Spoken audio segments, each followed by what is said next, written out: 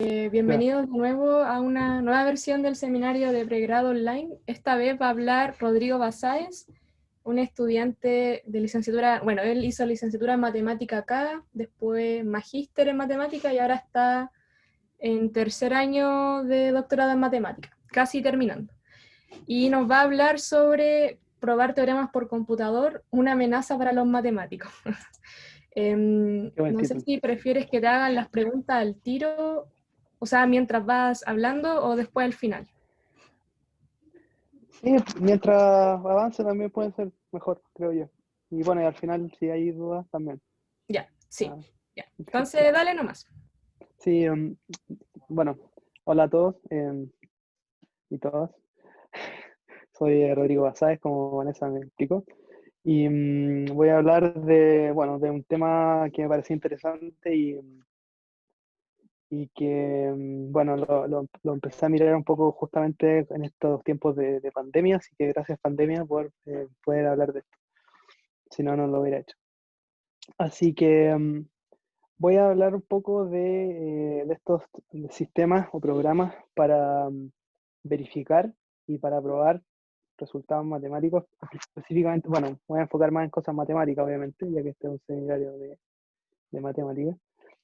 Y bueno, como dije, si tienen dudas pueden hacérmela eh, mientras voy hablando. O sea, si yo traté de hacer esta presentación, digamos, lo más sencilla en términos técnicos, no requiere requisitos, digamos, así que de primer año, gente de primer año en adelante, ojalá, de hecho, mientras más chicos mejor, porque quizás esto les puede servir. Entonces, bueno, vamos a empezar primero introduciendo un poco con el tema de, no sé, de la singularidad. No sé si han escuchado el tema de la singularidad, que ciertas personas como del mundo tecnológico dicen que, bueno, básicamente que vamos a quedar obsoletos en un futuro no muy lejano.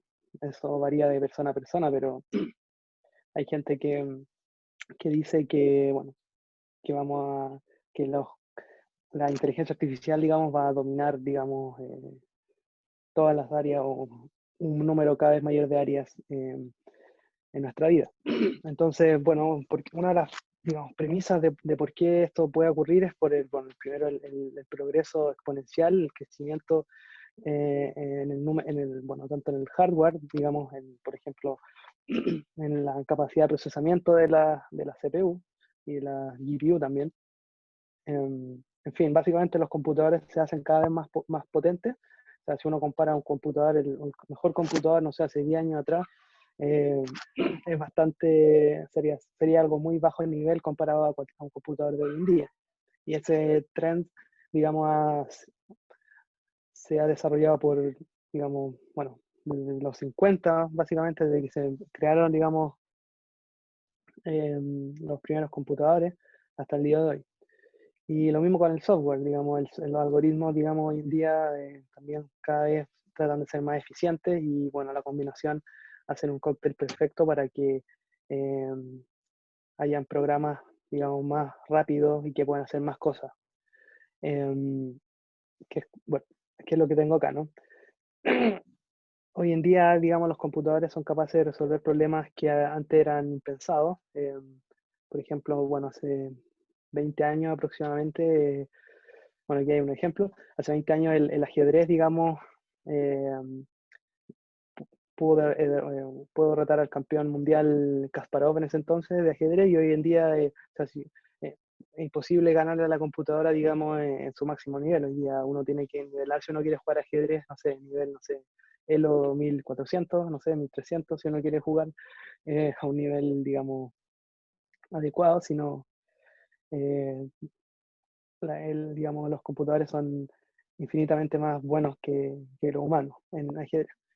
Y también, de hecho, el Go, no sé si alguien lo conoce, que es como una especie de ajedrez chino, se podría decir, bueno, asiático, no sé si es japonés o chino, pero el Go, bueno, es un juego de mesa también que hace un par de años también, si no me equivoco, el año pasado, eh, el, el campeón mundial fue derrotado.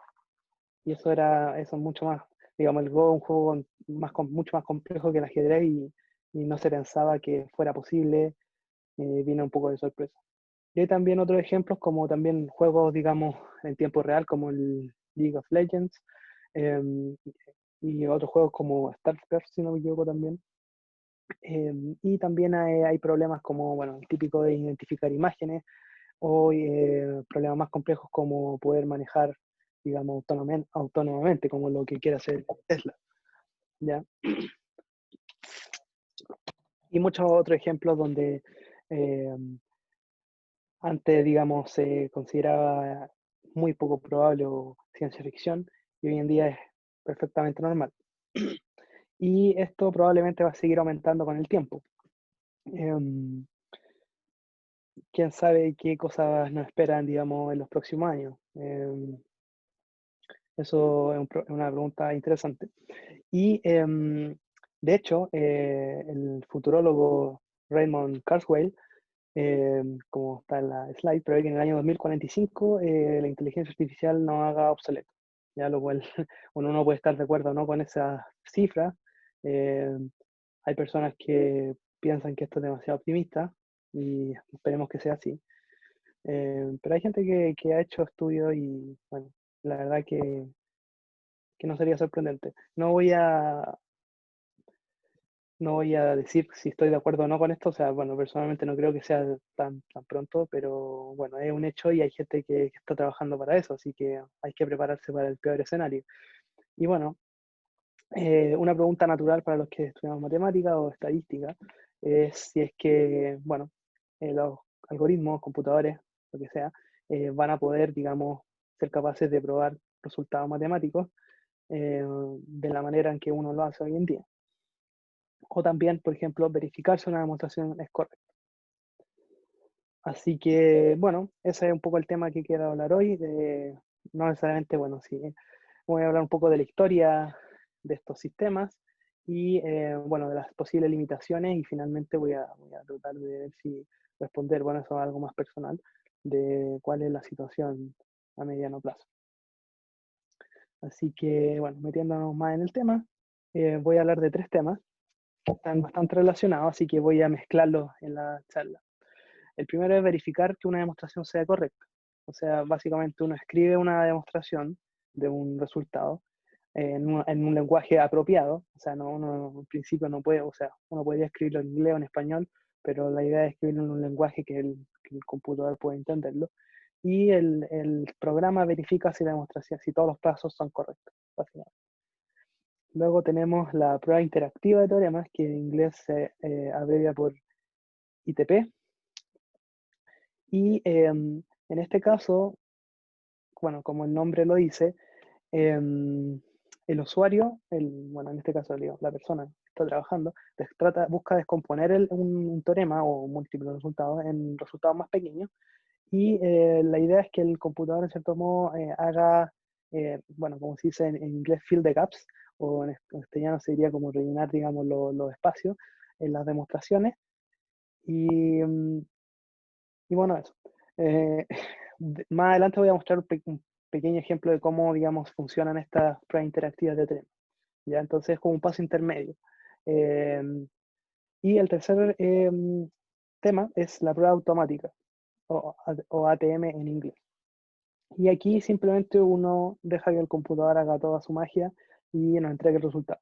Básicamente nos pruebe, bueno, si es que hay una prueba, nos va a entregar una prueba y bueno, si es que no hay una prueba, puede seguir para siempre. O puede encontrar un contraejemplo también. Entonces, en términos de complejidad, bueno, obviamente que verificar una demostración es lo más sencillo, ya que simplemente tengo que probar que cada paso esté correcto.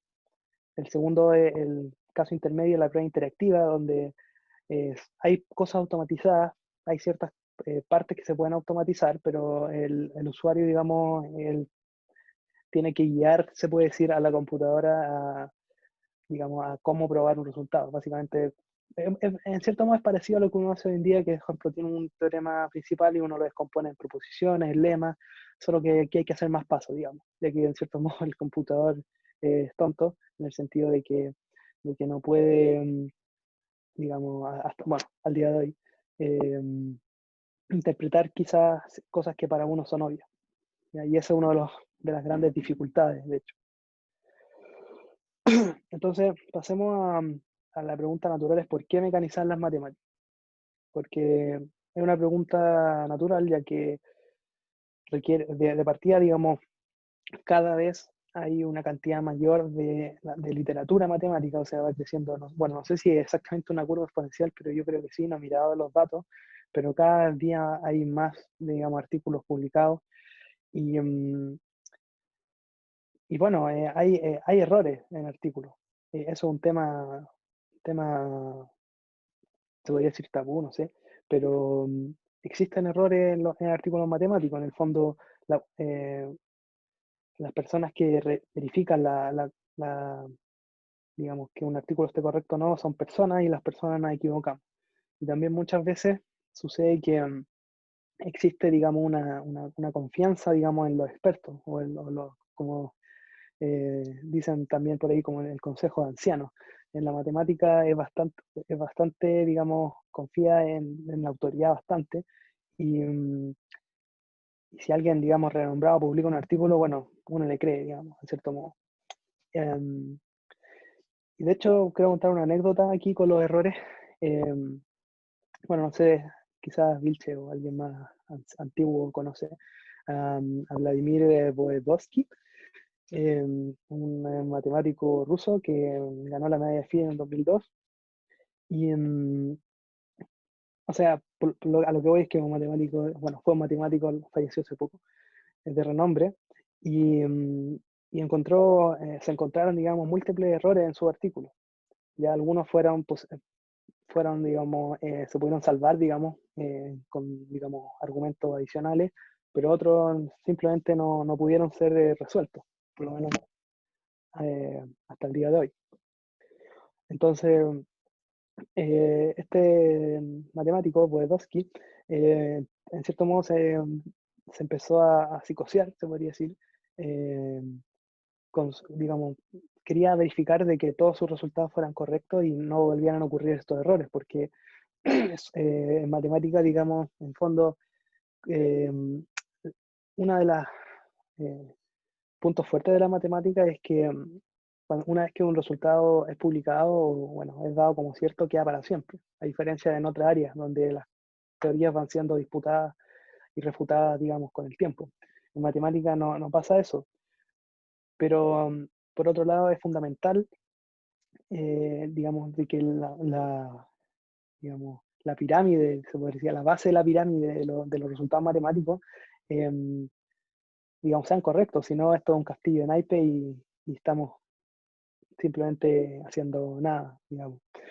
Entonces, Boedowski como se interesó mucho, digamos, en la fundación, digamos, en cómo poder verificar sus resultados. No está interesado, digamos, en probar teoremas de manera automática, sino que verificar sus resultados. Y bueno, como era un medallista Fields, de hecho terminé inventando una área, se podría decir, intermedia entre matemática y en esta teoría, digamos, de fundaciones de las matemáticas, que se llama las fundaciones univalentes, y la teoría de tipos homotópica, ya un nombre un poco esotérico, tiene que ver con homotopía.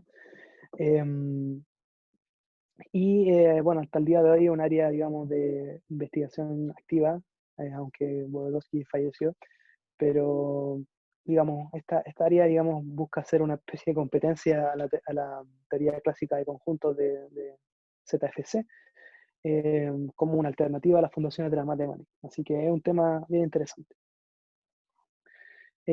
Otra razón de por qué mecanizar las matemáticas es, bueno, muy relacionado con el tema anterior, por poder automatizar el proceso de revisión de artículos científicos. Ya, bueno, no sé si todos saben, pero cuando uno, digamos, publica un artículo, no, bueno, uno puede postear en el archive, pero después uno tiene que postearlo a una revista y el proceso se demora bastante, dependiendo de cada revista. Hay revistas donde se puede demorar un par de meses, pero en otras revistas se puede demorar, no sé, un año. Y entonces ese proceso se podría acelerar bastante si es que em, si es que, digamos, el proceso al menos de la verificación del resultado se pudiera automatizar. Ahora hay otro tema también que, digamos, que creo yo que donde el referí, digamos, eh, va a seguir teniendo una labor, es de que, digamos, poder evaluar, digamos, la calidad del artículo, si vale o no la pena publicarlo en la revista. Pero al menos verificar de que los resultados estén correctos o no. Eso, en mi opinión, aceleraría el proceso de revisión significativamente. O sea, básicamente el referí solamente tendría que revisar, digamos, la calidad digamos, del artículo. Así que ya eso es una razón también, en mi opinión, bastante útil. Otra razón es poder crear una especie de repositorio, pero mecanizado, digamos, se podría decir, de artículos científicos. O sea, hoy en día uno tiene el archive, digamos, que es un sitio web donde se postean los artículos hoy en día. Eh, y si bien es útil, pero muchas veces no es fácil buscar, digamos, artículos que tengan que ver con lo que uno esté trabajando, por ejemplo. Si uno pudiera crear, digamos, una especie de repositorio que permita, digamos, eh, no sé, buscar por palabra, o sea, bueno, como digo, en el archive existe, pero que sea, digamos, de manera más eficiente o más inteligente, sería algo bastante útil. Y en esa línea existe un proyecto que se llama The Formal Abstracts Project. Después puedo dar el link.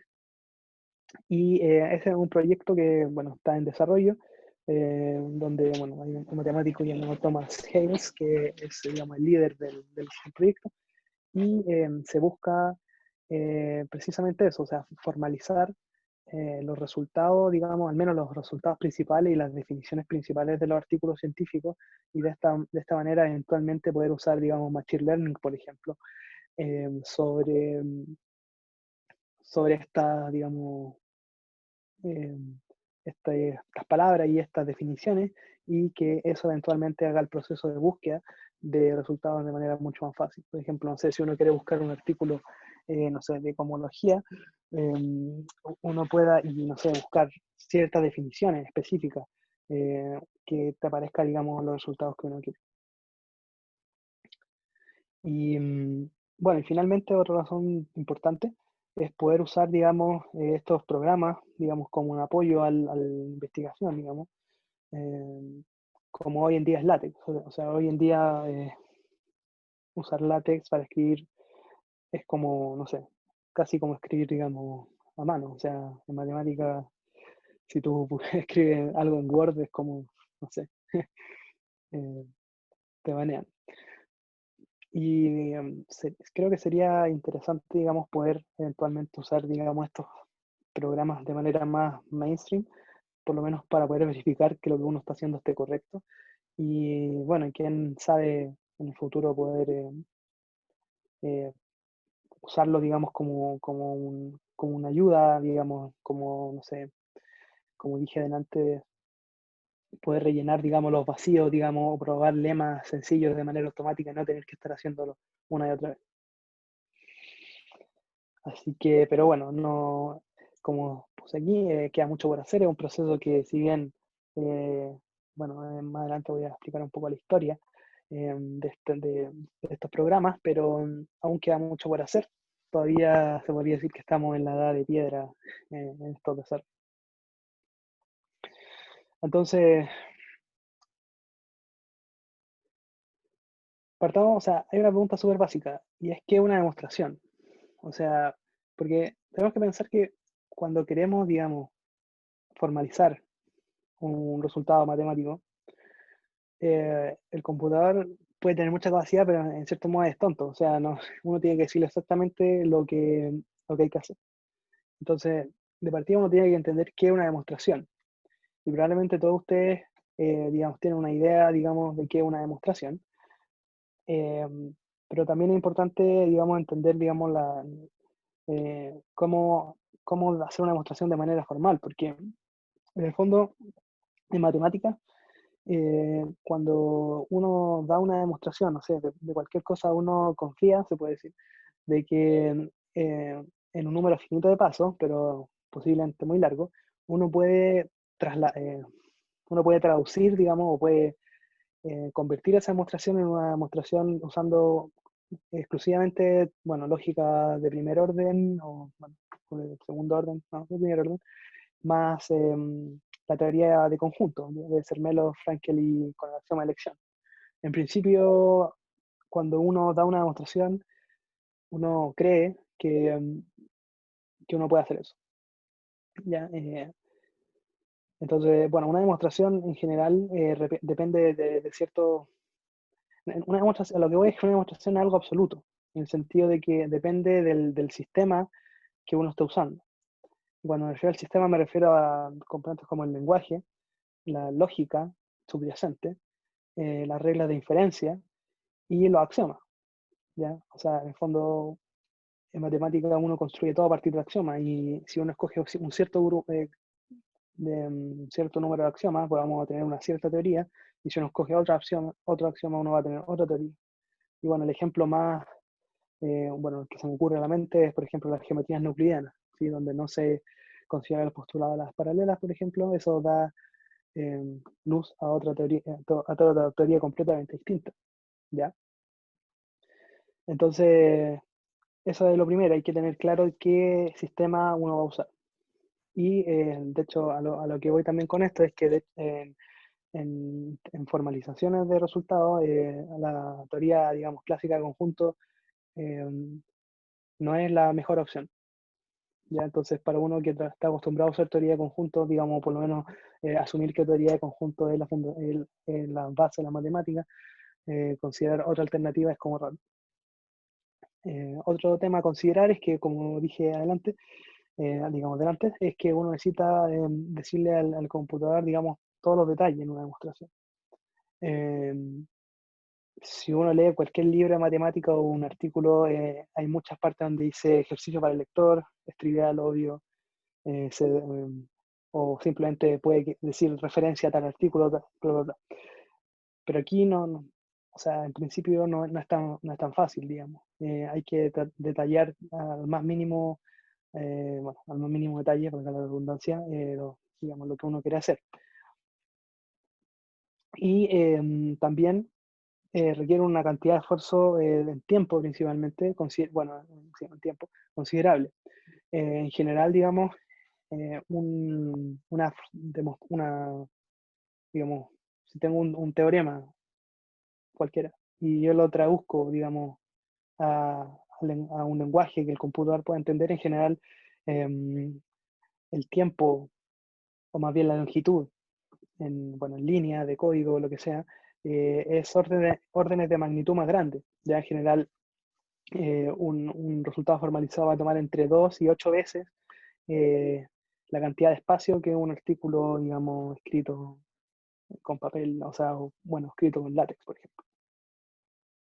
Entonces, es un tema de tiempo y, bueno, nadie quiere, digamos, perder su tiempo, o, bueno, o gastar su tiempo en eso. Sobre todo considerando que, no sé, probar resultados conocidos no es tan, digamos, sexy como probar resultados antiguos. O sea, perdón, probar resultados antiguos no es tan, digamos, novedoso como probar resultados nuevos. Entonces, como, ¿quién quiere hacer ese trabajo? Entonces, ahora voy a hablar un poquito de la historia de, bueno, de estos avances, y quizá un poco como prehistoria. Me voy a referir al principio de matemática de Russell y Whitehead en inicios del siglo XX. Y bueno, en ese entonces no habían computadoras como el día de hoy, pero en un esfuerzo heroico, diría yo, eh, ellos buscaron precisamente tratar de, eh, de formalizar, digamos, bueno, al menos la lógica y, bueno, ciertas partes de la aritmética y, bueno, eso, más que nada. Tampoco hicieron mucho en, en términos físicos, pero buscaron reducir todo, digamos, a lo más primitivo posible, digamos, sin, digamos, el lenguaje formal que uno, bueno, no es formal, pero el lenguaje natural que uno usa hoy en día. Y como ven ahí en la imagen hay un fragmento de una demostración que como ven, o sea, parece un jeroglífico. Bueno, quizás hay igualdades, hay cosas, pero es una notación bastante abstrusa y, bueno, y con justa razón. O sea, de hecho, como ven ahí, esa es la demostración de que 1 más 1 igual a 2. ¿Ya? Pero incluso algo que para nosotros es tan obvio, que un niño de, no sé, primero básico va a saber que 1 más 1 igual a 2, si uno lo piensa en cierto modo de manera eh, como formal, que es como lo que uno hace en el curso de Fundamentos de la Matemática, o sea, uno de partida tiene ¿qué es uno? O sea, ¿qué es uno? ¿Sí? O sea, ¿qué es la suma, por ejemplo? ¿Qué significa 1 más 1? ¿Qué significa la adición? ¿Qué significa el número 2, de hecho, en términos formales? ¿Qué significa el número 2? ¿Y qué significa que dos cosas sean iguales? O sea, todas esas cosas que para nosotros son naturales, hay que precisarlas de manera formal.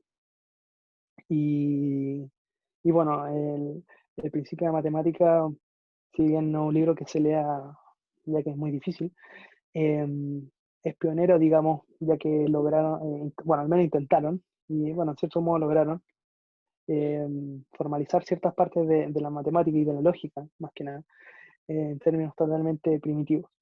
Y también lo importante es que Russell y Whitehead fueron pioneros en la teoría bueno, una teoría que se llama teoría de tipos, que es básicamente una alternativa, digamos, a la fundación, digamos, de las matemáticas usando teoría de conjunto. Entonces, esa es una de las razones importantes, digamos, eh, de este libro, ¿ya? Entre otras, por supuesto. Rodrigo, Sí, para esa prueba ocuparon Zermelo Fraenkel para construir los naturales. no, no, usaron, como dije, teoría de tipo. Ya. Y bueno, es un poco complicada, pero no usaron, sino que de hecho una de las ideas era, claro, como... De hecho, en ese entonces creo que ni siquiera existía, o sea, como que no, pues no existía Zermelo Fraenkel, como no. O sea, como que de hecho, creo que es buena tu observación, porque precisamente Russell quiso hacer este libro porque la teoría de conjuntos de Frege, bueno, estaba plagada de inconsistencias y de paradojas. La más conocida, por supuesto, es la paradoja de Russell. Entonces, Russell quería liberarse de todas estas contradicciones que habían con la teoría de conjuntos, digamos, hasta ese entonces, y para eso creó una teoría de tipo, básicamente la teoría de tipo, los elementos, digamos, todos los elementos tienen que pertenecer a un tipo. Por ejemplo, no sé, el 1 es un elemento del tipo natural, y así. Y bueno, y con eso pudieron, digamos, liberarse de esas paradojas, como la paradoja de Russell, porque de hecho, bueno, el problema de esa paradoja es que, eh, por ejemplo, si uno considera el conjunto de todos los conjuntos, eso no puede ser un conjunto, cosas así. Entonces, bueno, eso. Y pasando un poco más adelante a la historia, eh, los primeros inicios, digamos, los primeros avances fueron en probar los teoremas de manera automática. Es decir, como dije, sin ayuda, digamos. Simplemente tú pones un resultado y bueno, esperas que el computador lo resuelva. eh, ¿Ya? Entonces, en eso entonces eran los inicios de la inteligencia artificial, digamos, de la investigación de inteligencia artificial, por lo tanto había bastante hype y por lo tanto la idea, digamos, de, digamos, de requerir, digamos, de que uno intervenga en la demostración, digamos, era como un poco, no sé, como no era muy interesante, entonces los investigadores en ese entonces querían, digamos, probar las cosas de manera automática, sin ninguna ayuda.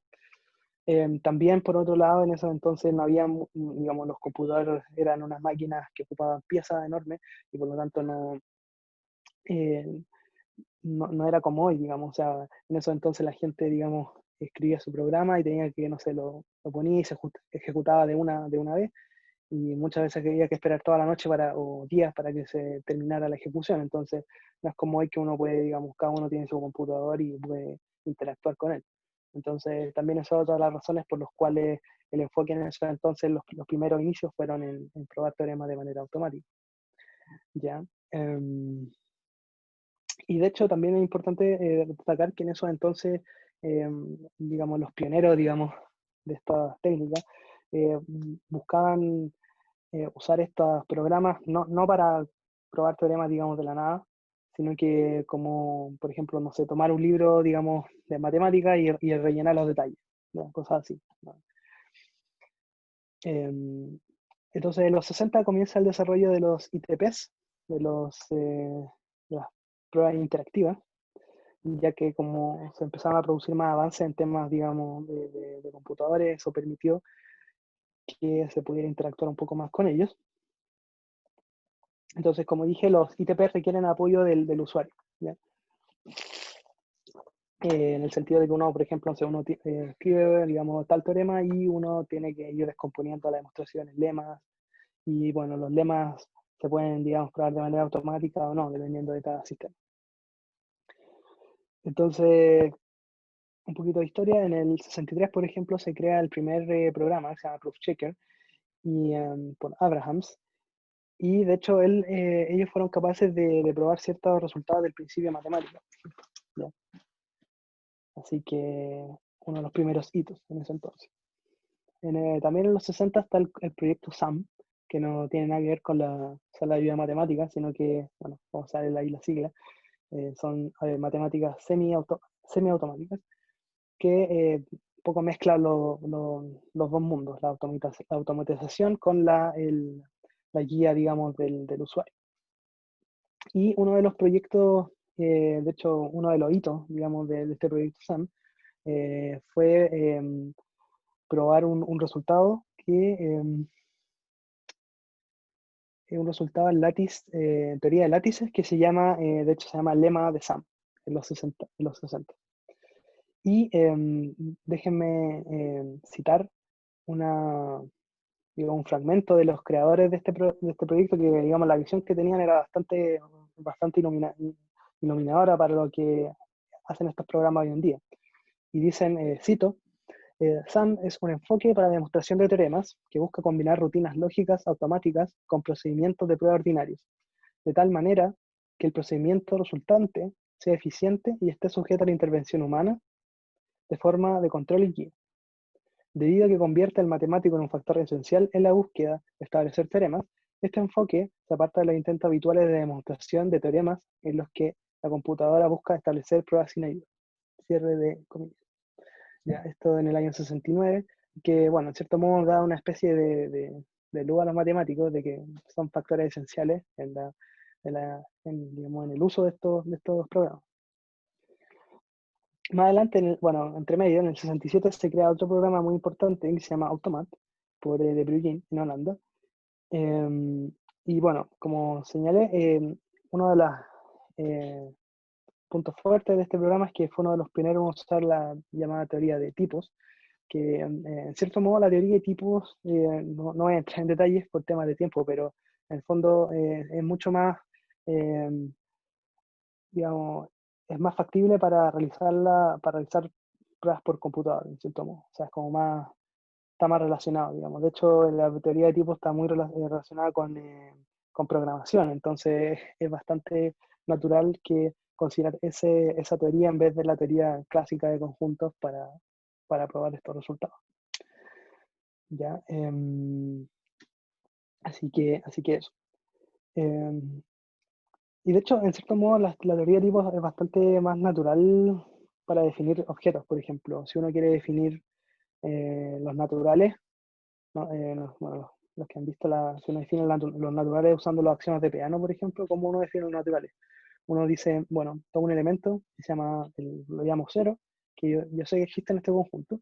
Después defino una operación que se llama la sucesión, que, bueno, bla, bla, bla, y después defino que el cero no puede ser el sucesor de nadie, y bueno, básicamente eso, ¿no? Quizás se me olvida algo, creo que no. Y bueno, usando eso uno puede definir los naturales. Y uno define, por ejemplo, el 1 es simplemente una convención, y uno dice que el 1 es el sucesor de 0. Y así. Y Entonces, en general, los tipos, digamos, muchas veces se pueden definir de manera inductiva y son más naturales, digamos. Bueno, no quiero confundir con los números naturales, pero es más natural, digamos, como uno lo puede hacer en la práctica. Ok, entonces, en los 70 se crea MISAR por Tribulek en Polonia y, bueno, en contraste con lo que dije en la slide previa, MISAR se basa en teoría de conjuntos, de hecho. De hecho, bueno, la MISAR fue creada por matemáticos para matemáticos. A veces muchos de estos sistemas no se crean, o sea, no los crean matemáticos, sino que los crean, digamos, gente del lado de computación. Pero MISAR fue creado por matemáticos en los 70 y hasta el día de hoy se sigue usando. Y en cierto modo, como dije, una de las ventajas de MISAR es que es relativamente fácil leer, digamos, eh, una demostración. Por ejemplo, aquí en la imagen es bueno, una parte, digamos, de la prueba de infinitud de los primos. Y si uno la lee, es bastante entendible, digamos. Aquí quizá hay cosas como, por ejemplo, by Newton 23. Bueno, aquí se refiere a un resultado previo. Quizás esto no es muy claro, hay que saber qué resultado es, pero el resto es casi como leer una demostración, digamos, natural, digamos, no, o sea, normal, quizás con más detalle, ¿sí? O sea, aquí se prueba que, digamos, para todo n existe un primo mayor que n, ¿ya? Y bueno, hay resultados no triviales que se han probado usando MISAR, como, bueno, por ejemplo, el teorema Zambanas, el teorema de la curva de Jordan, el teorema de completitud de Gödel, no confundirse con el de incompletitud, para la lógica de primer orden, entre otros. Y de hecho, la visión de Tribulek en los 70 también me parece es bastante también cercana a lo que uno le gustaría hacer, digamos. De hecho, también la voy a mencionar y cito en un artículo del 75. Entonces, Tribulek dice que el artículo matemático debe estar escrito que él lo llama LIL, que es un lenguaje de información lógica, donde MISAR, digamos, es parte de él. Dice, el artículo se comprueba automáticamente en búsqueda de errores sintácticos y semánticos. El tercer paso, existen procedimientos para verificar la exactitud del razonamiento, dando informes sobre los pasos de razonamiento que no podrían justificarse automáticamente. Luego se construye una gran base de datos de matemáticas sobre el sistema y se utiliza para verificar si los resultados establecidos son nuevos, proporcionan nuevas referencias, entre otros. El siguiente paso, cuando se verifica el artículo, sus resultados se incluyen en dicha base de datos. Y el último paso, el trabajo se traduce naturalmente a idiomas naturales como inglés o español, entregado a otros sistemas de recuperación de información, como índices de citas, y se imprime. Bueno, en este caso se podría postear en el archivo. Entonces, su visión, que en el año 70 es bastante, digamos, adelantada a su época. Si bien, por ejemplo, no sé, pasos como traducir, digamos, un artículo a un idioma, estamos lejos de eso hoy en día, pero precisamente lo que uno le gustaría como matemático es tener una base de datos de resultados formalizados y poder, digamos, a partir de ello usarlos para otros nuevos resultados. Así que bueno, en los 80 se crean otros programas importantes como Coq en Francia, Hall y bueno, Isabel, que estos programas son usados hasta el día de hoy. Bueno, en el 84 se crea Coq, en 1984. Bueno, también esto no usa, digamos, Zermelo-Fraenkel como lógica subyacente, sino que el llamado cálculo de construcciones por Coquan y Huet. Y bueno, aquí no sé si voy a alcanzar a hacer la demostración en vivo, así que, pero aquí el lenguaje Coq es bastante parecido al lenguaje que yo pensaba usar. Y ahí, por ejemplo, Coq es un ITP, un programa interactivo, y aquí, por ejemplo, pueden ver un lema, por ejemplo. Bueno, lo que sale en rojo, digamos, dice el tipo de resultado, que es un lema. Luego sigue el nombre del resultado, que básicamente, bueno, dice que si tengo dos números iguales, n y m son iguales, y n es o sea, lo que dice es que n es menor o igual que n menor o igual que m, sí, solo si n es menor que m. ¿Ya? O sea, si dos números son iguales, entonces n es menor o igual que m, sí, solo si n es menor que m. Y como ven, aquí no es muy legible, ya que es una serie de instrucciones, ¿ya? Pero hoy en día existen, digamos, eh, uno puede, digamos, tener una pantalla, digamos, eh, dividida, donde en la parte izquierda, digamos, sale esto y en la parte derecha uno puede ver cómo va evolucionando el resultado, cómo se va descomponiendo, ¿ya? Como ven, es un poco técnico, pero y hay que, bueno, incluir bastante información, o sea, hay que de verdad hacer paso a paso, ya que está de moda el paso a paso. Entonces, bueno, creo que uno de los Proof Assistants, que como se llama en inglés, más usados actualmente, pero una de las, digamos, desventajas es que, digamos, es de naturaleza constructivista, en el sentido de que, por ejemplo, no, por default, no asume el axioma o el principio del tercer excluido, ¿ya? Y, bueno, este principio para los matemáticos, digamos, es algo fundamental, o sea, no es mucho, de cierto modo, no es mucho lo que se puede hacer. Eh, bueno, de hecho es uno de los problemas, se podría decir, de hoy en día de estos programas, que muchos de ellos, digamos, son constructivistas, y si bien se puede añadir el principio del tercer excluido en el code y en otros, eh, no se hace, digamos, de manera por default, y eso no hace tan limpio, digamos, todo. ¿Ya? Y como ven, también no posee tanto automatización, hay que incluir resultados, digamos, varios pasos, digamos. También se crea Hall por bueno, lógica de órdenes, digamos, superiores en los 80, em, por Gordon. Y bueno, en este no tengo mucha experiencia, así que, pero digamos, la importancia es que el predecesor de Isabel, que es el siguiente, digamos, Proof Assistant del que voy a mencionar, que también es bien importante, creado por Lawrence Paulson también en el 86. Y como dice, bueno, tiene bastantes variantes, pero la más usada se llama Isabel/Hall, precisamente por Hall de lógica de orden, digamos, superior. Y uno de los más usados, ya que combina digamos, la legibilidad, o sea, y con la automatización. Ahí, Isabel tiene una herramienta bastante potente, se llama el Sledgehammer, que permite probar resultados, por ejemplo, de lógica proposicional de manera automática, resultados muy complejos de manera con un paso. Y, por ejemplo, aquí está el enunciado del teorema límite central, que fue probado en Isabel Hall. Y como ven, en mi opinión, no sé, es bastante legible. O sea, eh, por ejemplo, bueno, uno fija aquí esto x de nat, bueno, es una sucesión básicamente, una sucesión de número, bueno, de variables aleatorias, mu, bueno, una medida real, sigma, c son números reales, bueno, la media y la varianza, y s es, bueno, es la suma, digamos, de las variables aleatorias. Y bueno, es bastante legible. Si uno sabe, digamos, la hipótesis del teorema del límite central y el resultado, uno entiende, digamos, lo que dice, ¿ya? Entonces,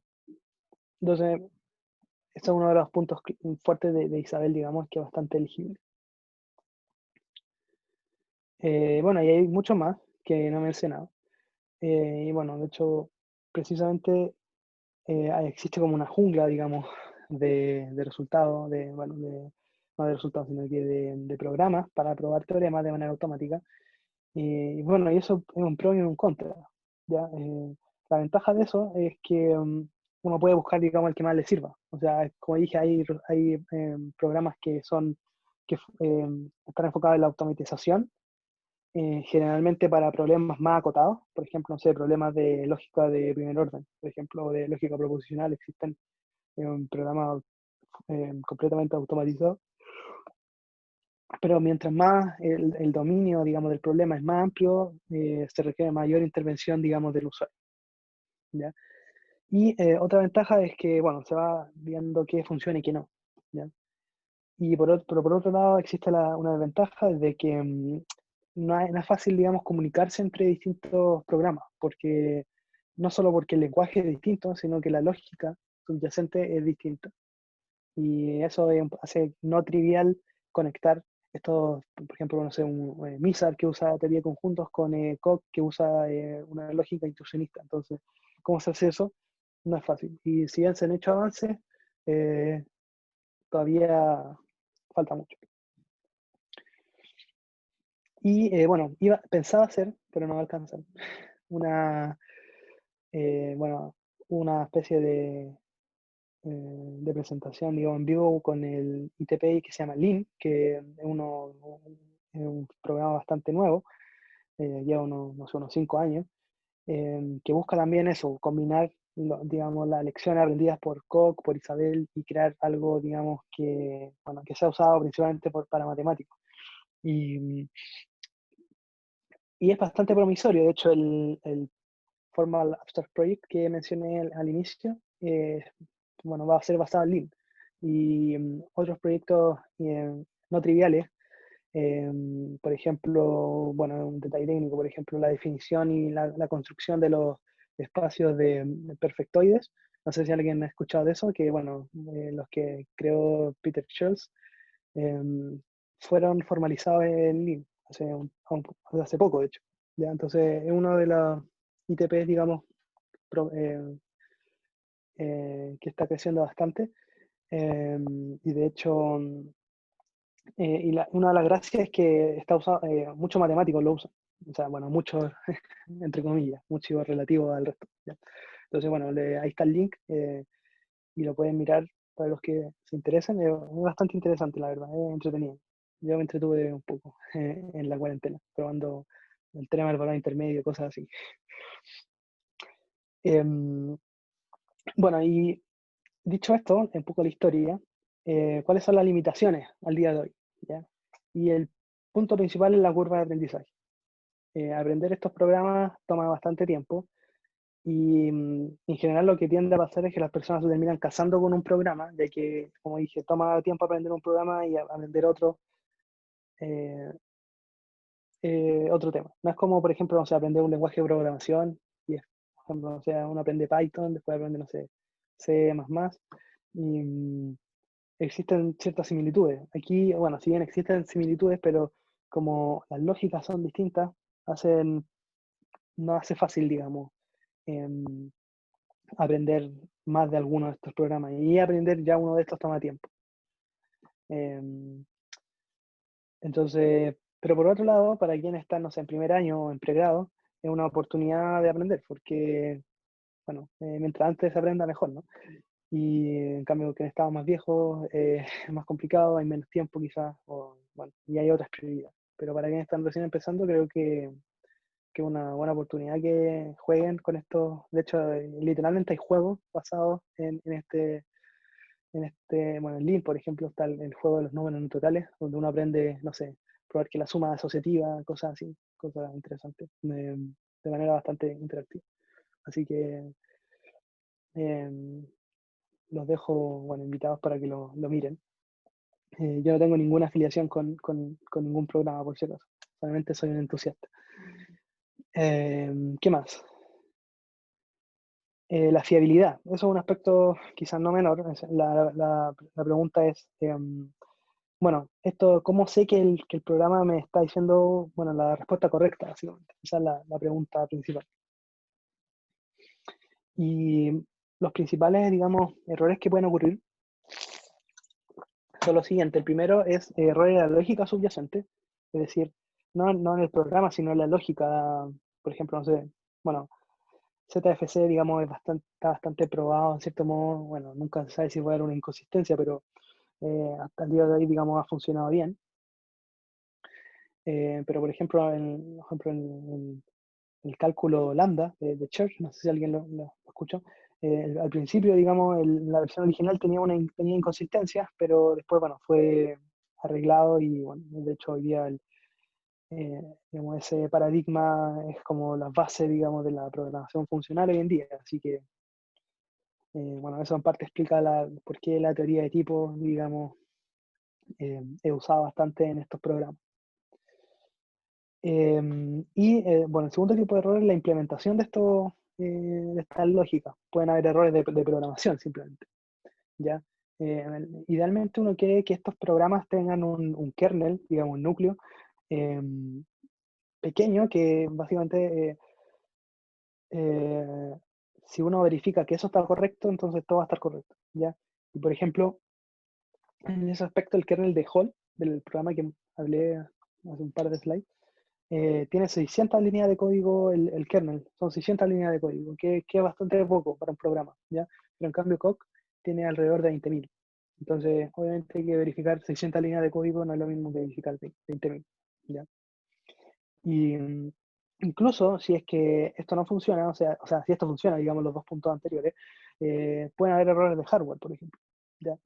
Em, de hecho, bueno, incluso estos programas se han usado también para verificar que las especificaciones del hardware estén correctas, pero pueden haber errores pequeños de hardware que hagan que estos programas no funcionen. Por lo tanto, es importante, digamos, que se teste masivamente y ver que esté todo ok. ¿Ya? ¿Qué limitaciones más? Bueno, lo que señale que probar cosas triviales eh, no es, digamos, inmediato. O sea, la automatización de estos ITPs, eh, si bien han habido progresos, todavía falta bastante, ¿ya? Y muchas veces uno tiene que detallar como pasos que son para uno completamente obvios. No sé, por ejemplo, no sé, usar la transitividad a partir de, no sé, dos ecuaciones. Uno quiere usar transitividad y, bueno, hay que mencionar por transitividad de tal y tal, ¿ya? Que, en ese aspecto Isabel, digamos, tiene una automatización bastante mejor. ¿Y qué más? Bueno, lo que dije, que existe una jungla de programas y no es claro cuál es la relación entre ellos. Entonces, muchas veces no hay, digamos, una portabilidad de un programa en otro, ¿ya? Y ha habido avances últimamente y bueno, un proyecto que me llamó la atención se llama Deducti, que busca comunicar, digamos, en cierto modo, distintas lógicas.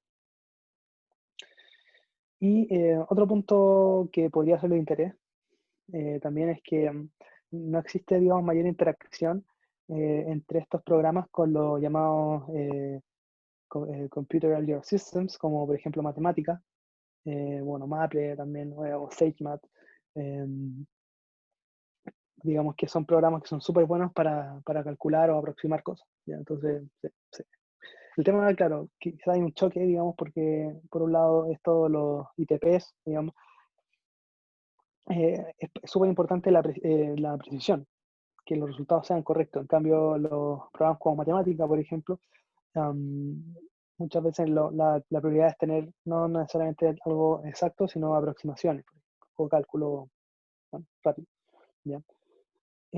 Pero si uno pudiera combinar ambos, digamos, el fuerte de matemática y con los fuertes de estos programas como Lino o Isabel, creo que podrían salir cosas buenas. Bueno, me queda poco tiempo, así que voy a hablar de, bueno, algunos resultados que se han probado, digamos, se han formalizado, digamos. No es que se hayan probado de manera automática necesariamente, sino que se han formalizado. O sea, una vez que la prueba esté, se formaliza. Ya, por ejemplo, el teorema de la curva de Jordan, que es un resultado, digamos, clásico de topología. El teorema del número primo, ¿sí? Que es de la distribución, habla sobre la distribución de los primos. El teorema de los cuatro colores también fue formalizado, que dice que si uno tiene, bueno, básicamente un mapa, digamos, piensa, no sé, en un atlas del mundo, y uno lo separa por los países, básicamente con cuatro colores, uno puede, digamos, colorear digamos, el atlas de manera de que no hayan dos países con el mismo color, digamos, dos países subyacentes con el mismo color. Ya se fue formalizado también en Coq. Y bueno, uno de los resultados más sorprendentes, se podría decir, es la conjetura de Kepler, que fue probada en el año 98 por Thomas Hales, que básicamente dice que si yo tengo esferas del mismo tamaño, la forma, digamos, más óptima, digamos, de cubrir, se podría decir, el espacio es, bueno, es de la forma obvia, ¿no? Como, por ejemplo, si uno tiene unas naranjas, uno las pone, digamos, de la manera como habitual, digamos, como con cañón, una forma de cañón. Esa es la forma óptima. Y ese tiene toda una historia, de hecho, porque Hales lo mandó a publicar a los Annals of Mathematics en el 98 y se demoraron 4 años en revisar el artículo. Ese artículo, digamos, la gracia de ese artículo, digamos, no estaba formalizado, era un artículo normal, pero tenía muchas verificaciones por computador, digamos, muchos cálculos de problemas de programación lineal. Básicamente lo que hizo Hale fue una reducción en muchos casos, muchas ecuaciones que fueron verificadas por un programa, digamos, no por un ITP ni nada, un programa, digamos, computacional. Y por lo tanto, bueno, tomó mucho tiempo y los referí finalmente, bueno, cuando lo aceptaron, dijeron que tenían un 99,99% de que el artículo esté correcto, pero siempre había esa duda, en el fondo. Y un poco como Hales dijo, bueno, formalicemos al 100%, y en 2004 empezó un proyecto que se llama FlySpec, que buscó formalizar la conjetura de Kepler, y finalmente en el 2014 fueron capaces de hacerlo. O sea, fue un proyecto bastante largo, que formalizó completamente usando Isabelle y Holley. Y bueno, también un resultado que es curioso, digamos, un resultado de prueba de que todas las álgebras de Robbins, es un tipo de álgebra, son álgebras booleanas. ¿Ya? Las álgebras booleanas son, bueno, el ejemplo más típico es, digamos, la álgebra esta de los bits 0 y 1, ¿ya? Donde, no sé, 1 más 1 es 0, cosas así. Y usó un programa llamado EQP, y prueba fue completamente automática. Eso, digamos, por eso quise mencionar ese ejemplo, porque este sí fue un resultado que fue probado de manera automática, sin ayuda, digamos, humana, se podría decir. Y también aquí en este link pueden ver la lista de 100 teoremas clásicos formalizados.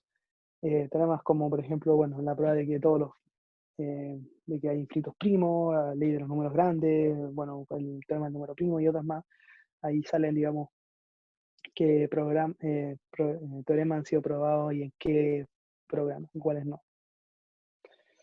Entonces, bueno, antes de terminar, también fuera de la matemática se usan estos programas, y de hecho encontré este sitio que se llama galois.com, y si uno ve, bueno, esta compañía justamente hace eso, verifica, digamos, software, digamos, de que el programa, por ejemplo, haga lo que tiene que hacer usando estas herramientas, y también verificar de hardware, por ejemplo. Entonces, en el fondo, bueno, hay aplicaciones, digamos, fuera de las matemáticas, en las cuales estos programas y estas técnicas se aplican. Entonces, bueno, finalmente a la conclusión. ¿Vamos a quedar cesante o no? Esa es la pregunta que voy a tratar de responder. Bueno, esa es una opinión personal, obviamente, pero bueno, los minutos que quedan podemos discutir eso. Yo creo que, bueno, el mediano plazo, no, bueno, cuando me refiero a mediano plazo me refiero a, no sé, 20, 30 años. Veo muy difícil que las matemáticas, veo que los computadores no reemplacen. Básicamente por la experiencia que tuve usando estos programas, y de hecho, bueno, la primera motivación dije era un poco floja, era como, a ver, ¿pueden los computadores hacer algo por mí? Y me di cuenta que no, o sea, por lo menos no cosas, digamos, que uno quisiera. Hay bastante trabajo por hacer, y trabajo, digamos, se podría decir de fuerza bruta, en el fondo. O sea, una de las limitaciones, por ejemplo, que hoy en día hay, es que las librerías de resultados, todavía hay muchos, digamos, resultados clásicos que no han sido formalizados. Requiere bastante esfuerzo humano. Y bueno, por eso ustedes, personas que están en primer año, pueden ser muy importantes en eso. Pero sí creo que pueden ser una ayuda importante, en el fondo, que es como la visión que tenían los pioneros de estos programas, era de, bueno, yo tengo las principales ideas, pero quiero que el computador me rellene, digamos, lemas chicos, detalles que no quiero, que son lateros, se podría decir, pero que no quiero hacer. ¿Ya? pero así de que nos reemplacen completamente, lo veo complicado. Y por otro lado, bueno, una de las razones importantes por las que creo que no va a ser el caso es que, bueno, que se podría decir que una razón más filosófica, en el fondo es porque, en el fondo, bueno, nosotros, los que estudiamos matemáticas, los que, bueno, trabajamos con matemáticas, nosotros somos los quienes les damos el sentido hacia un resultado es, bueno, es útil, es bonito o no. Y eso, bueno, quizá un computador en el futuro va a poder, digamos, determinar si un resultado es más interesante que el otro, pero eh, a corto plazo no lo veo factible. Y en el fondo esa quizá va a ser un poco más la labor del matemático, ¿no? De poder, digamos, usar la intuición y guiar al computador a probar resultados. Quizá yo lo veo así, eso creo que podría ser más factible en, no sé, en los próximos 30 años. Bueno, el proyecto de Formal Abstracts creo que va a ser bastante interesante en el futuro, está en fase de desarrollo y, como dije, va a ser una especie de archive, pero con resultados formalizados, que va a permitir, digamos, poder usar esos resultados que han sido, como digo, verificados para poder usarlos, por ejemplo, en nuestro propio artículo. ¿Ya? Lo cual creo que va a ser muy útil. Y otro, como dije, de lo que debiera pasar en el futuro es que en el fondo un programa debiera ser como el que domine sobre el resto, ¿ya? Porque esto de tener 500 programas distintos porque a alguien se le ocurre usar una lógica distinta es complejo y hace que no hay un lenguaje común ni una librería grande de resultados. Y ahí, bueno, aquí puse el ejemplo de LaTeX, por ejemplo. Si bien hay distintas distribuciones y tal, bueno, en el fondo LaTeX es como digamos, la estructura, digamos, de text en la que se usa hoy en día por todos los matemáticos. Y algo así creo que debiera ocurrir de manera natural quizás, de manera espontánea, eh, para poder, digamos, conseguir mayor masividad. Y el último tema es, bueno, que va a ser fundamental tener un número importante de personas trabajando en esto, en aprender lenguajes y en poder contribuir a la librería. O sea, no sé, la persona que sabe álgebra poder contribuir a la librería de álgebra, la persona que sabe sistemas dinámicos, poder, y así. Toma bastante tiempo eso y creo que si uno es capaz de, digamos, tener un cuerpo significativo de resultados, bueno, más gente es como un efecto dominó o bola de nieve, ¿no? Más gente se va a ver interesada y así, sucesivamente. Así que eso, espero que se motiven, o sea, a mirar un poco esto, creo que es interesante. Y hay resultados no triviales formalizados. De hecho, en sistemas dinámicos creo que hay resultados como bien de nivel de investigación. Pero eso, claro, toma bastante tiempo y esfuerzo por parte de la persona a cargo, porque básicamente si tú quieres, no sé, probar, trabajar con algo de tu área, tienes que formalizar todos los resultados previos, entonces toma tiempo. Bueno, y finalmente, antes de terminar, no sé si esta diapositiva se va a subir o va a quedar en algún lado. Bueno, me pueden preguntar por los links de los programas. Bueno, aquí está el QED manifiesto, que bueno, es un poco una especie de manifiesto filosófico de las matemáticas por computador. Y también está el blog de Kevin Bussard, matemático de Imperial College, que tiene bastante también tips, se podría decir, o información para quienes están recién empezando. Y bueno, esas son las referencias técnicas por las cuales me basé. Así que eso, gracias. No sé si hay dudas. Como que hay cosas en el chat, pero no las miré. Sí, no, o sea, ninguna duda en la del Eduardo nomás. Ya. Lo de ZF, pero no. Si es que alguien tiene duda, ahora es momento de... Hola, ¿me escuchas? Hola, sí.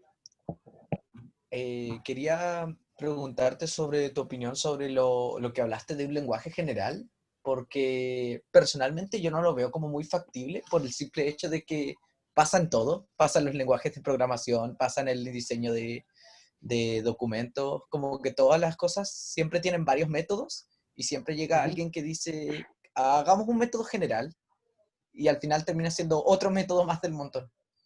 Entonces Sí, quería de hecho pensar eso es si lo que que pasa. tenías alguna idea. Sí, eso es lo que pasa hoy en día, o sea, y no solo el lenguaje, sino como dije, es un tema como casi filosófico. muchas de las personas que trabajan en estos programas usan lógicas intuicionistas y hace difícil para la persona que trabaja en matemáticas, que usa, no sé, el axioma de elección, que usa el principio del tercer excluido, trabajar con ella. Entonces, sí, es cierto, es un tema no menor, pero al menos quizás no va a haber un lenguaje, pero sí deberían haber, no sé, quizás 3, 5 que dominen.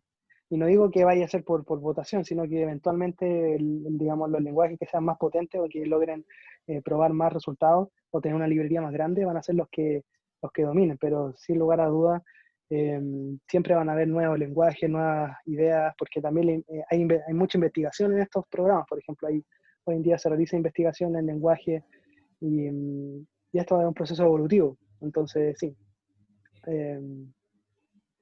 Es un tema no menor, pero al menos debieran, creo yo, quizás haber como focos. Como hoy en día, por ejemplo, no sé, pues, Python es el lenguaje más usado, bueno, uno de los más usados, no sé, que cual más C++, no sé, cosas así, que son lenguajes más usados y hay lenguajes nichos también. Creo que algo así debería pasar. Acá. Y Pero sí. también, sé que no puedo ser muy pesado, la otra pregunta es, ¿qué tanto se relaciona esto? Porque esto me dio mucho eco de la teoría de modelos, entonces quería ver qué tan relacionado estaba o si había mucho Bueno, enfoque en cómo mezclar ambos. bueno, que yo sepa, o sea, seguro que hay mucho investigación como que sobre eso. No, yo no soy experto, como digo, pero sí hay, o sea, está como bien relacionado digamos, en temas como más de investigación. Como digo, hay todo un tema, todo un área que, por ejemplo, o sea, hay un área que es como sobre teoría de las demostraciones, por ejemplo, y también mezclan, digamos, todos estos temas de la teoría de modelos. Así que eso, como que o sea, si tú buscas, hay bastante como interacciones. Yo no soy muy experto en eso, pero sí hay, eso te puedo decir. Ya, gracias. Se me cansó la voz. ¿Puedo contar algo yo? Sí, dale nomás. ¿Sí? Ya, yo quiero contar historias. ¿Ya? Lo primero es que Rodrigo mencionó esto de las demostraciones falsas y todas esas cosas, y una historia simpática de un artículo que se publicó en Annals hace algunos años. Digamos que, no sé, Nicolás Vilches publicó un artículo en Annals probando un teorema. Y para los que son más chicos y nunca han escuchado de Annals of Mathematics, es quizá la revista más importante de matemáticas del planeta. Es una revista seria, el comité que la revista es súper bacán, el tipo de publicaciones que se hacen ahí son de altísimo nivel. En Chile solo 3 matemáticos han publicado ahí, por lo que es un lugar bastante exclusivo. Y años después se descubrió que la demostración de ese tipo estaba mala, que había un detalle técnico que no funcionaba. Y de hecho el teorema era falso y el mismo tipo probó después que el resultado era falso y ese fue otro artículo en Annals. Entonces, históricamente él es el único que ha publicado un resultado y el opuesto al resultado en Annals of Mathematics. ¿Y ese artículo lo bajaron después o sigue? No, de hecho nunca se hizo el retracto oficial, fue muy, muy raro. Pero Sí, sí, eso pasa harto. Como que muchas veces, claro, la gente sabe que el resultado está malo, pero un incauto puede caer y usarlo y pueden haber problemas.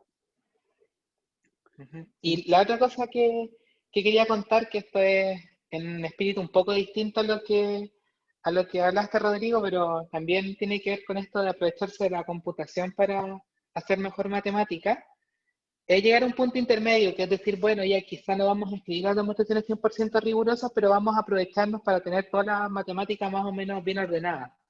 Porque lo que pasa hoy día es que si es que vamos a un artículo y nos ponemos a buscar alguna demostración, lo que decía Rodrigo hace un rato, que hay que de repente saltar a otros artículos anteriores, a libros, y empiezas a buscar referencias y quizás terminas con un artículo del 1930 que está en húngaro y no sabes leerlo. Entonces hay un proyecto en Geometría Algebraica que se llama el proyecto Stacks, lo pueden googlear, lo voy a escribir por mientras en el chat, que intenta hacer eso más o menos serio en geometría algebraica, es decir, vamos a colocar todos los fundamentos más o menos bien ordenaditos, bien colocados, vamos a colocar acá todos los lemas desde las cosas de teoría de conjuntos que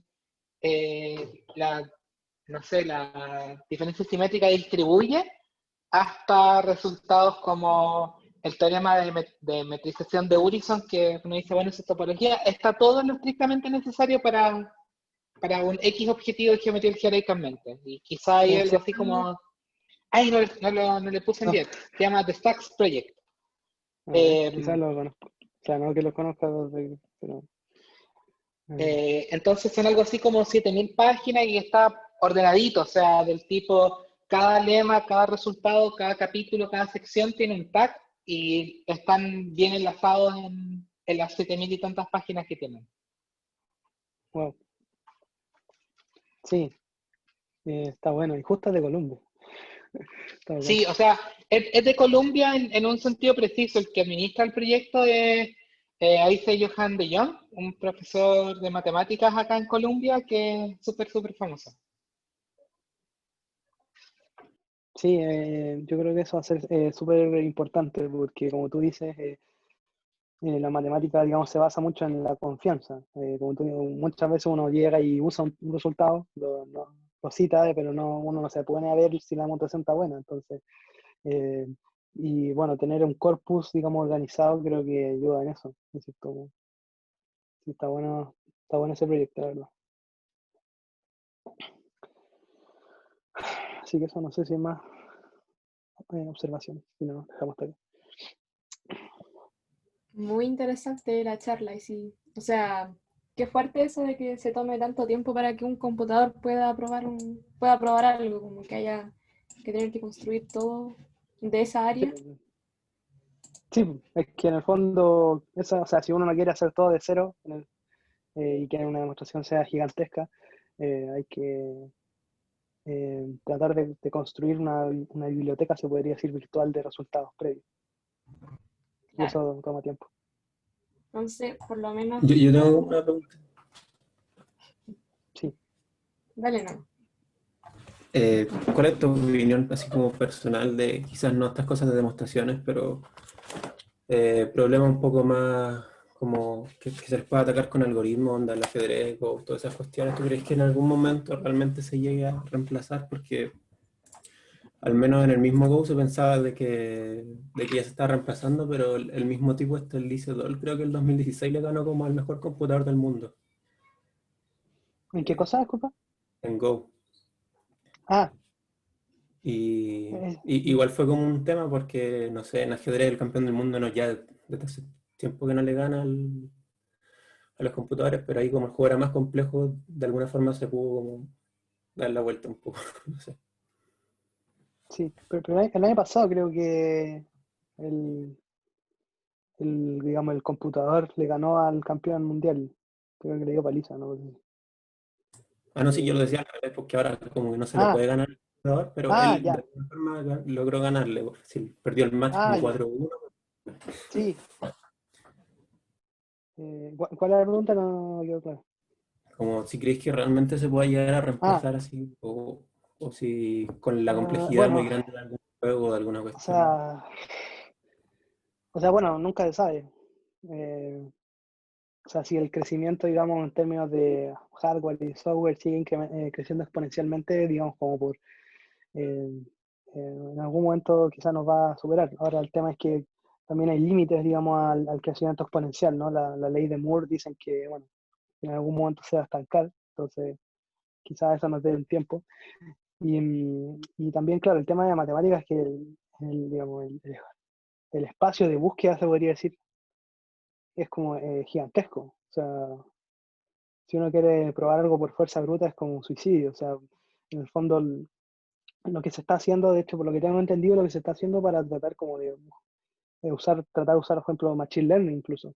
De hecho, el proyecto de Formal Abstract busca eventualmente usar Machine Learning conectando, digamos, digamos, usar, digamos, como conjunto de, digamos, de entrenamiento, resultados conocidos y poder usar eso como para poder generar como heurística, porque a día de hoy se han hecho avances, pero todavía falta mucho.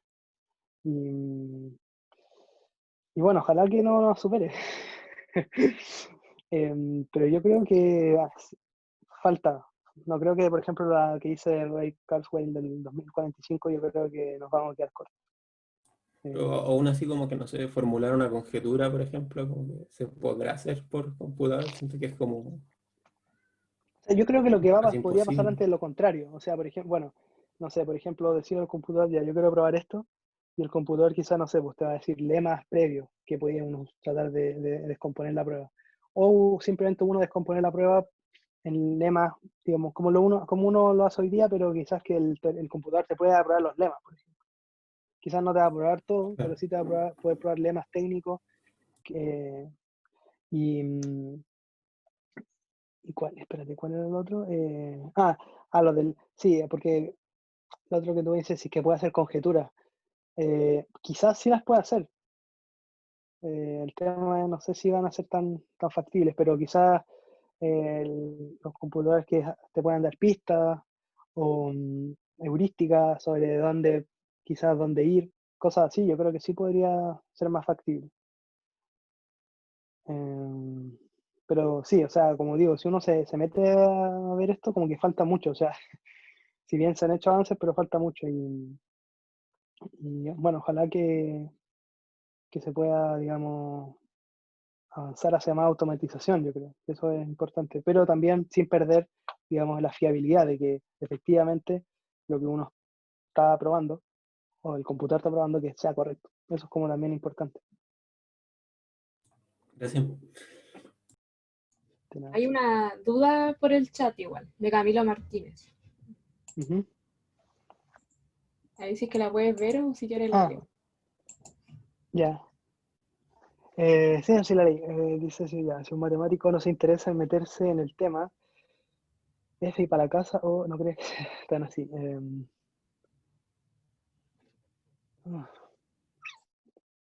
Bueno, entonces, en mi opinión, yo creo que al menos programar a un nivel básico, yo creo que va a ser, digamos, necesario. Quizás, bueno, es como, yo lo veo, por ejemplo, en LaTeX. Quizás LaTeX uno no lo ve como un lenguaje de programación, aunque es Turing completo, así que uno en teoría podría programar cualquier cosa en LaTeX. En el fondo uno lo aprende, ¿ya? Aunque uno no quiera, digamos. Y yo creo que algo así va a pasar en el futuro, quizás va a tomar más tiempo y probablemente, como dije, la curva de aprendizaje hoy día es bastante alta. Probablemente en 10, 20 años más van a haber programas mucho más fáciles de usar. Así que, que, eh, bueno, en el futuro en el colegio, van a decir, yo creo. Así que eso, yo creo que, bueno, cada día programar es como más como un segundo lenguaje, se podría decir, y los niños chicos están aprendiendo, así que quizás, claro, uno lo que está más viejo es más complicado, pero bueno, en el fondo hay que como adaptarse a las circunstancias. Pero al día de hoy, claro, no hay yo encuentro que es un plus, digamos, si uno sabe, porque es como en el caso de, ¿no? Si uno, es como una póliza de seguro, en cierto modo. Pero bueno, yo creo que si es que estas cosas empiezan a ser más usadas en el futuro, los mismos programas de matemáticas de las carreras van a enseñar esto. Es un tema de adaptación. O sea, no sé, antes nos enseñaba inglés quizás obligatorio, ahora sí, en la universidad, porque es importante. Cosas así. Que no hay más preguntas, yo creo que estaríamos cerrando. Muchas Ya. gracias por la charla y por todo, de verdad, muy Bueno, y si interesante. tienen dudas con los links, me pueden escribir y me preguntan, ¿no? ¿Ya? O no sé si puedo mandar esto, no sé. No sé si quieran. Bueno, quizás en el canal de YouTube lo pueden adjuntar el link, no sé. Ya, cuando subamos ahí va a quedar Sí, el link de para el esto. que esté interesado. Ya, Muchas pues, gracias. gracias a todos por venir. Chao, que estén